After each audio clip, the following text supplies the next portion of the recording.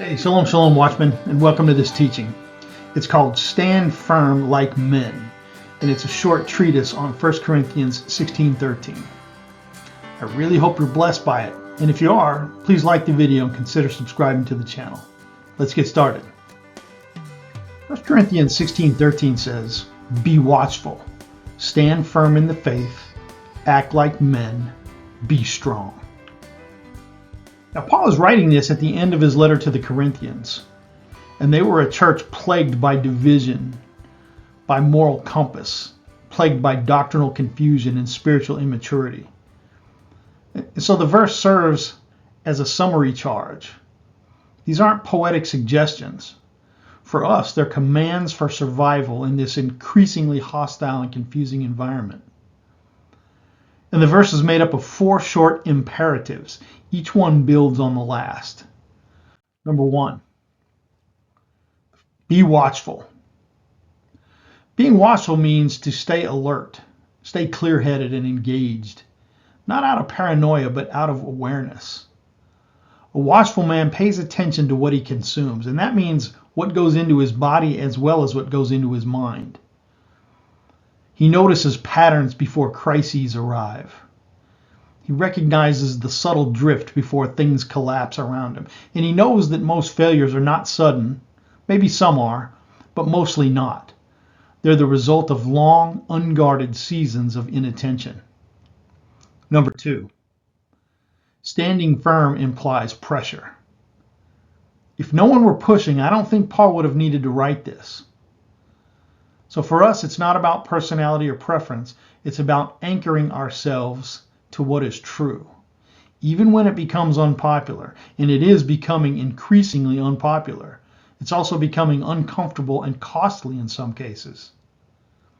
Standing firm doesn't mean we need to be loud and aggressive. It means staying on the wall and refusing to yield your ground once the truth has been established. And I want you to keep in mind that the truth is going to be challenged. The good news is the truth can never be harmed by questioning it. Number 3, act like men. So what are men supposed to act like? This part could be easily misunderstood if we're not careful. Paul isn't calling for bravado or dominance. He's calling for maturity. To act like men in this case means taking responsibility instead of placing blame. It means exercising self-control instead of acting on impulse. It means choosing your duty over comfort and leading with clarity rather than avoiding hard decisions. You know, biblical masculinity is not reckless. It's deliberate. It's restrained, and it's accountable. And finally, number 4, be strong. This isn't a command to feel strong. It's a command to remain strong. Biblical strength is endurance. And it means staying consistent when motivation fades. It means remaining faithful when results are slow. It means staying on the wall and holding the line when no one is clapping for you. Strength isn't proven in moments of excitement. It's proven in long obedience under pressure. Notice the order here. Be watchful. Well, that's our awareness. Stand firm. That's our conviction. Act like men. That's our maturity. And be strong. That's our endurance. If you remove any one of these, the structure collapses. Watchfulness without firmness becomes anxiety. Firmness without maturity becomes arrogance. And maturity without strength becomes burnout.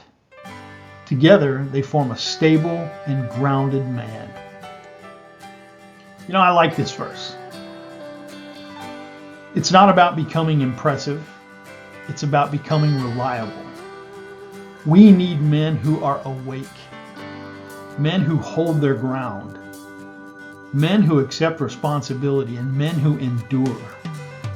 And that kind of man doesn't need constant motivation. He becomes the anchor for everyone else around him. Always forward.